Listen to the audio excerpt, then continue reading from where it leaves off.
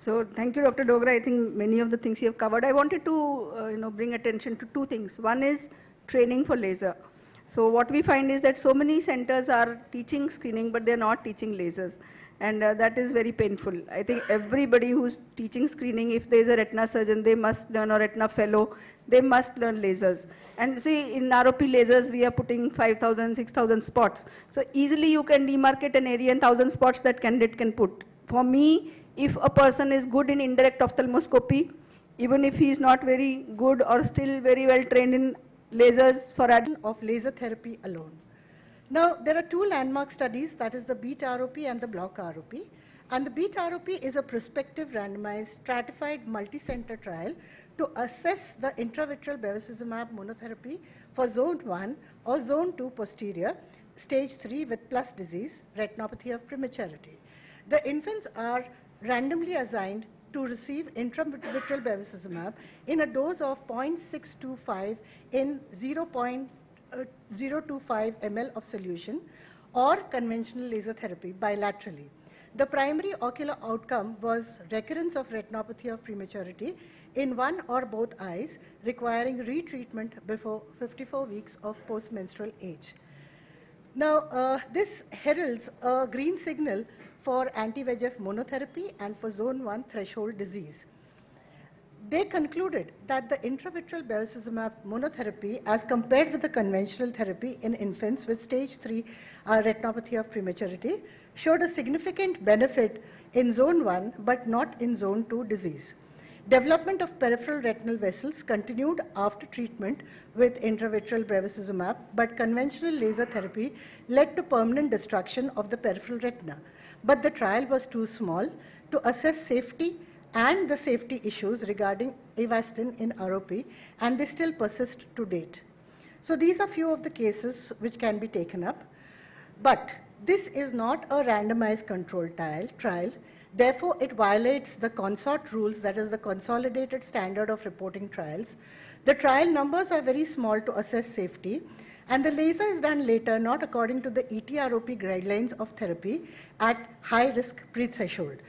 And that is the reason why you found a lot of laser recurrence of 42% for zone 1 in the BEAT ROP studies, whereas by vigorous protocols of the ETROP, you get complete regressions in zone 1 of about 70 to 85%.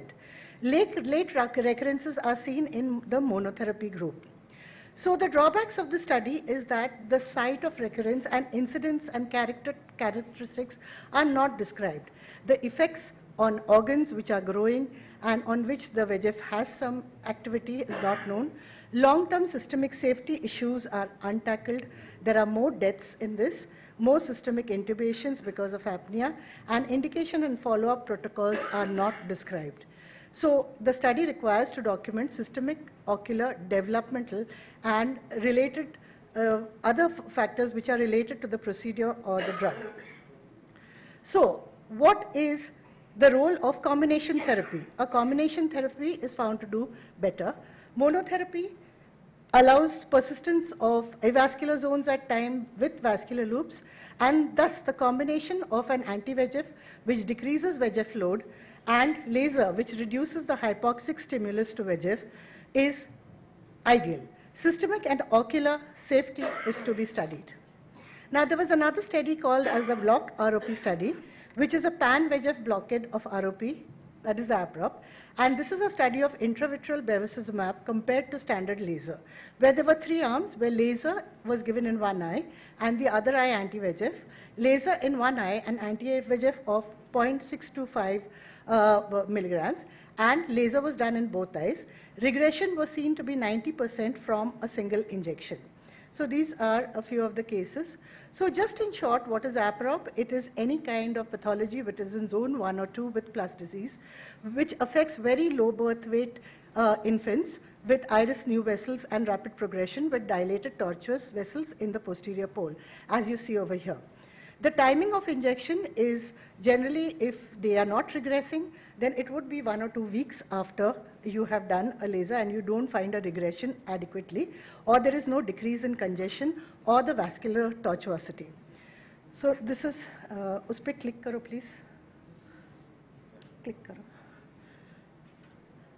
This is a small video which demonstrates, you see a sugar pellet in the mouth of the baby, which I generally like to put because it decreases pain stimuli and it also appeases the patient, and the child doesn't really move, when you're doing the procedure. And the endpoints of regression is where you get a total vascularization after the periphery. The vessels become straightened out, there's no engorgement, no rigidity. And this has to then study. So the thing is that what we have done is that we've done mostly combination therapies in certain patients who required it. Laser was always done first, unless the patient came in that very precarious mode where you thought that the anti-VEGF would act better than doing it in the routine format. And these are patients where you see that after the thing, there was a persistence of this band despite laser. So we did a little more fill-in laser and gave Avastin, and within a day, this kind of disappears.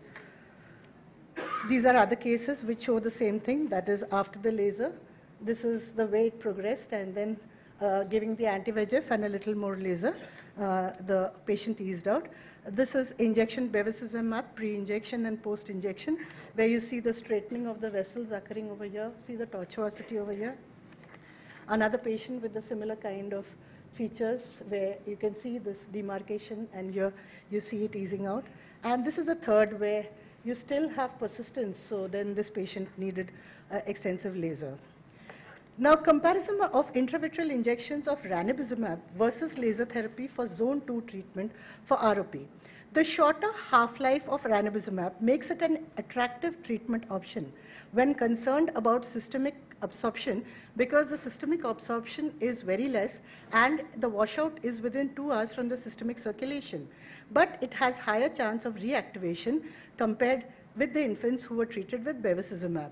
You find that bevacizumab lasts in the serum for almost 8 weeks, and so that is the reason it has a more prolonged effect, and sometimes you get the effect of bevacizumab even in the fellow eye when you have not injected it. Intravitreal ranibizumab leads to prompt regression of neovascularization and promotes peripheral retinal vascularization. It can theoretically decrease the supplementary laser spots needed and subsequent destruction of the peripheral visual fields, which might be offering potential vision benefits. However, the effect of intravitreal ranibizumab injection for zone 2 ROP is not as durable as conventional laser therapy.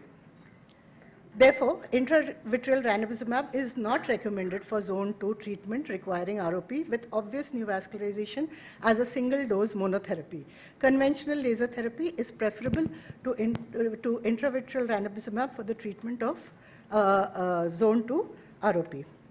These are a few of the cases which have been done.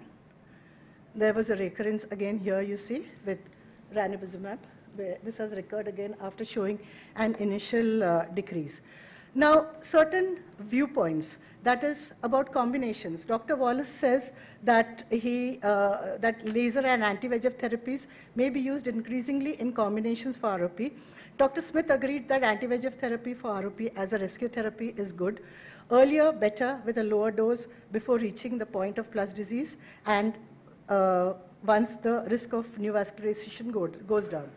The anti-VEGF consensus to come is that Dr. Tracy says that I frankly don't see anti-VEGF therapy as primary therapy.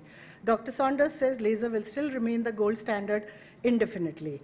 Depends on the status, Avastin only to patients who have type 1 zone 1 disease. And Dr. Wallace again says posterior severe rapidly progressing disease will be most likely to benefit from Avastin. So you see that there are a lot of comments about the feasibility of these treatments. So there is another group which has done a study on the current management of patients with ROP. They say if you have a posterior ROP, you can either go in for anti-VEGF therapy or you go in for a laser. And if there is a progression, then you deal with a vitrectomy for regression and then follow-up. So these are few of the cases which are done. And there are 2 types of RD which can occur with the use of anti-VEGF drugs in the treatment of ROP. Generally, stage 4 is avoided because it generally causes traction.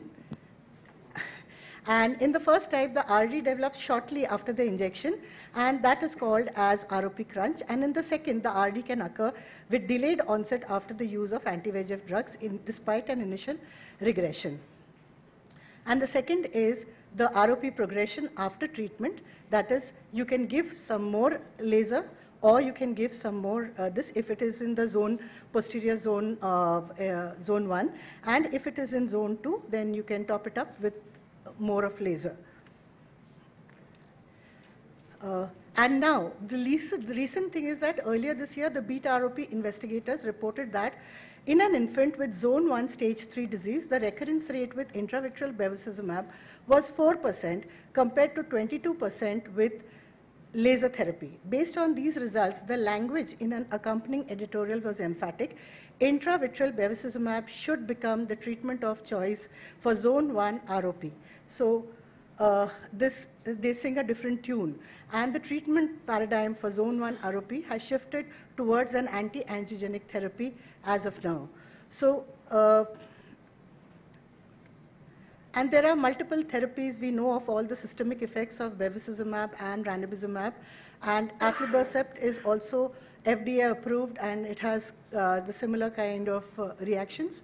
And in summary, I'd like to say that the intravitreal injections of anti-VEGF agents offers a promising option for our treatment armamentarium with advantages of being less time consuming than laser, potentially less risky by avoiding general anesthesia and allowing further retinal vascularization in treatment requiring cases.